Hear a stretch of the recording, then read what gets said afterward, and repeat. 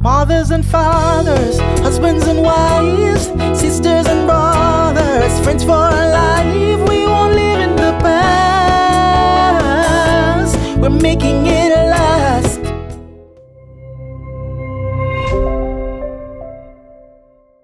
A terminology that keeps floating around is the whole idea of imposter syndrome. Do you know what it is? Are you trying to avoid that imposter syndrome? Welcome to Making It Last podcast, where it's all about helping us to have better relationships, not just with ourselves, but other people. I'm Daye, and with me to unpack that this time around is Daye. Welcome. Hi, Noreen. I'm super excited to be here to have this conversation. Much needed conversation. The whole idea of imposter syndrome seems cliche, but I think it's definitely needed to have because so many people are punking themselves out of their greatness because of this idea of imposter syndrome. I normally use the word insecurity because I believe they are the same. It's just that some people may not know what imposter syndrome is, so you may hear me use the term insecurity. Okay. What then is this imposter syndrome? So the best way I say it is, if you say there are three things you always hear, not just these three, but I don't know if I'm good enough. I don't know if I'm worthy of this. I don't know who am I to deserve this? And these are just some, and here's the thing, Doreen, most of the times it's not necessarily a conversation you're having with people, but it tends to be this internal conversation when things arise to challenge you to walk into your purpose, your potential, your gifts, and then you ask the question, who am I? And this is a question, it's not just be the man invented, who am I? You understand? It's this conversation that even from Bible days you hear Moses ask Gideon. So it's this continuous feeling of, am I good enough? Am I deserving? Am I worthy? How then do individuals get to the point where they feel that strong sense of self and don't ascribe to this imposter syndrome? Let me not lie, because I don't think imposter syndrome is something you can ever say will never come back. I do think that it's something that as you pursue is fear. So it's a type of fear. Imposter syndrome is a type of fear. Sometimes a fear of feeling like, oh my God, if they find out who I am, then, if I'm exposed, they may not accept me. So a lot of the imposter syndrome comes from that desire to be accepted and that fear of being rejected. And the thing is, with these feelings, because it's a fear, it means that you will get over a hurdle, but something else arises and you start to question it. So I think when it comes on to imposter syndrome, insecurity, I think it's a journey, because there will always be things that will challenge us, that looks bigger than us, that fear will try to keep us protected, because fear is not to harm us. Fear is supposed to protect us. We just allow fear to stop us. So it's just okay, am I supposed to do this? So the first thing I would say, one, is to ensure you have a bigger vision for yourself and for your life. And that's including any area. So if you're feeling that you're having an imposter syndrome in your career, ask yourself, what is your bigger vision for your career? Because that vision should hopefully motivate you enough to move past the insecurity, the fear, the procrastination. So I think having a bigger vision will help you. Also, I tie that in knowing your why.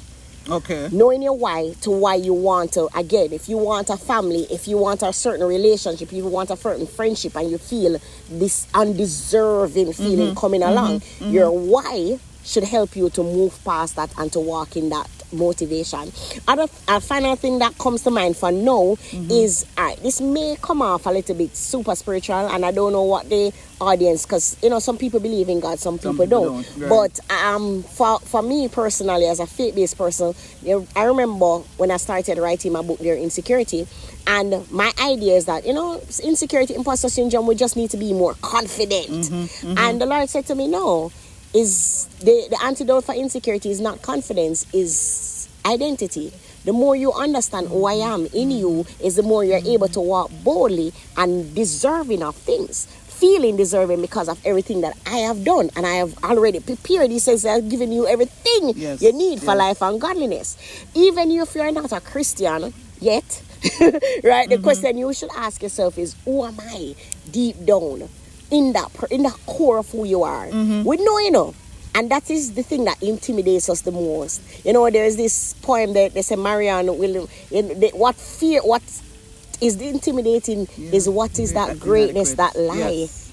The greatness that lie ahead, and it's scary because would I be loved? Would I be accepted? I loving you. Mothers and fathers, husbands and wives, sisters and brothers, friends for life. Hi, I'm Crystal Daye, millionaire motivator, author of Dare Insecurity. I'm here on the Making It Last podcast with Noreen Daly, and we are super excited about the conversation about imposter syndrome. But listen, I want you to hear a word from our partners as we take this quick break. You can't live your best life without a healthy immune system. Boost your immune system the delicious way with Zappy's organic juices and punches. Made from local produce with zero added sugar, our juices cleanse and revitalize your body as they boost your natural immunity. Try our delicious flavors: Beat It, Berry Bomb, Get Fresh, Ton Up, and Island Splash. Find us on Instagram at Zappy's Organics, or call or send a WhatsApp message at 1-876-779-8910 to order today. That's 1-876-779-8910. Zappy's Organic Juices and Punches. Live your best life today.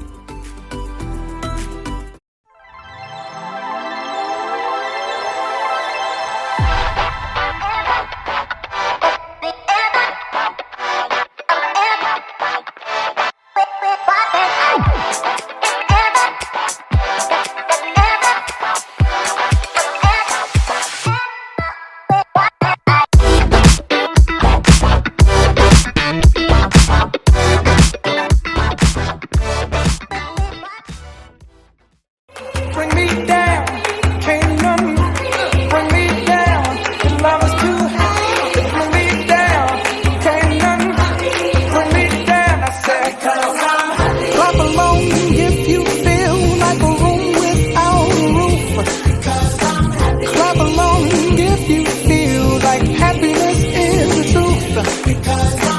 Clap along if you know what happiness is. Hi, I'm Crystal Daye, millionaire motivator and the author of Dare Insecurity. And I'm back here on the Making It Last podcast with Noreen Daly, and we'll continue our conversation. I loving you. Mothers and fathers, husbands and wives, sisters and brothers, friends for life. This whole idea of, we're going to backtrack a little bit. Yes. This whole idea of a bigger vision. When it is that you're in a space where some people are going to say, but you're doing well, you're getting the accolades, why then should you look beyond if where you are right now is literally somebody's dream? Ooh, that's a good question. So here's the thing. Potential can only be described and discovered for each person. If I say I want to sing and be the next Celine Dion, I'd be lying to myself. Because, you know, if I start crow right now. So for me, but again, based on Celine Dion, her talent, her gifts, Right. of course, she's able to, if she just said, oh, I'll just settle with my bathroom singing, my karaoke singing, she will be robbing the world of her gift. So I come back to say that when we're thinking about our gifts and our talents and our passion, our purpose, whatever you want to call it, the thing is, you're asking yourself, if I don't do this, who am I robbing? So like even something as simple as what people think is just a podcast. You don't know who is watching this and who is being impacted by it. And that's why you could not have settled for not doing it. True. So it comes down again, when you think about, you know, asking why should I pursue more? I pursue more because I know there's more in me. There's no other way. You understand? Like I can't say... So, and you see people all the time, they may be lawyers, doctors, and then at 60 they decide they want to go and study medicine again. You're like, why? Because they know that there's more in them. And we all know when there's more. The thing is that, again, the fear of people, what people may think, holds us back from walking into that. The fear of, again, what if I become popular? Will they accept me? What if I get rich?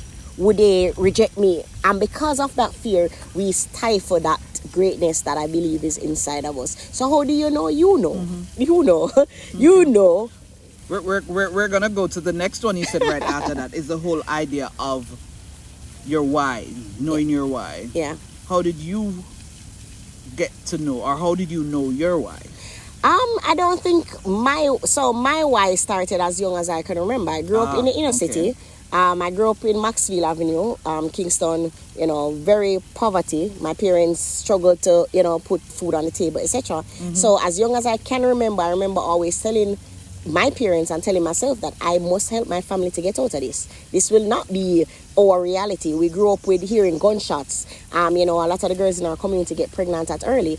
I decided that will not be my story, and that will not be the story of my sister or any other sibling. So I think my why came as young as I can remember. Now, as I grew older, that can't be my why again, because my siblings are big people now. But then when I became a Christian, I had another why.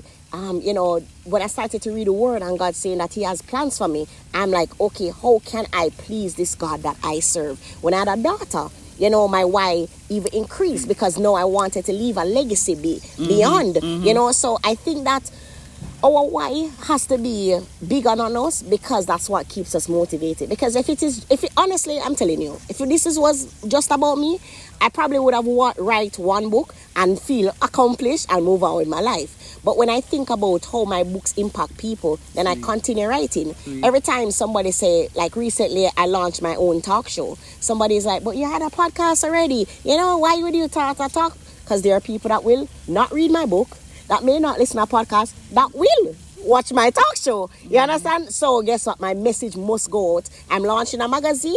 Guess what? Why you need a magazine? Okay, it's just another way to get the same message out. Right? But it's about impacting others. And that's what my life has really been built on. Sweet.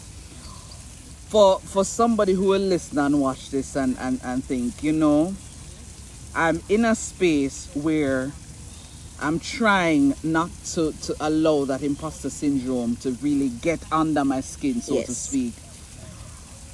But my environment is really not helping. What would be your advice? I love it because you already answered the question. The reason why you're unable to tap into is because of your environment. The truth is, my friend always say, Crystal, you're not a tree, so you don't stay stuck. Why is it that we feel like we have to stay in that environment, that loyalty to a certain environment? Like what? Like why? The truth is, Noreen, I had to be exposed to greater things than the inner city for me to desire to come out. When I started to attend high school and I realized, oh my God, there's a place called Carib. Oh my God, they have something called pizza. Because growing up, I did not have pizza. We have KFC every Christmas. You understand what I'm saying? When oh my God, I need to go to the movies. I took my parents when they're the adults to go and watch the movies. After, you understand? Exposure to greater is what will help you to desire more and change your environment. It's exposure. Now, here's the thing. This is again where it happens, because you may go into some environment and you ask yourself, but I don't deserve to be here. You're probably not. You probably feel like you're not deserving to be here, but it doesn't matter. You just show up there because, again, you go back to your vision, you go back to your why, you go back to your purpose, and I'm going to show up even when it's uncomfortable. You understand? And I've been in places that I've been very uncomfortable with people that I feel like they are more successful than I am. But again, I think about those three things for me. My vision, my why, and my true purpose. Okay. As we're wrapping up, I'm gonna just ask you the question and then you respond just as we close. What is the imposter syndrome? Imposter syndrome is a feeling of not deserving, the feeling of this I should settle for less than I really desire. And my thing to you is why is it that you think that you're not deserving?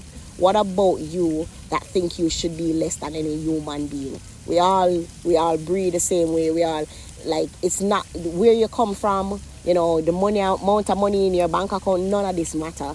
At the end of the day, God has given you greater gifts and you're robbing the world for not tapping into that. Thank you. Excellent note to end on. Thank you so much for sharing with me, Crystal. Thank you for having me. This was Making It Last podcast, where it's all about helping us to have better relationships, not just with ourselves, but with other people. I'm Noreen Daly. Until next time. Mothers and fathers, husbands and wives, sisters and brothers, friends for life.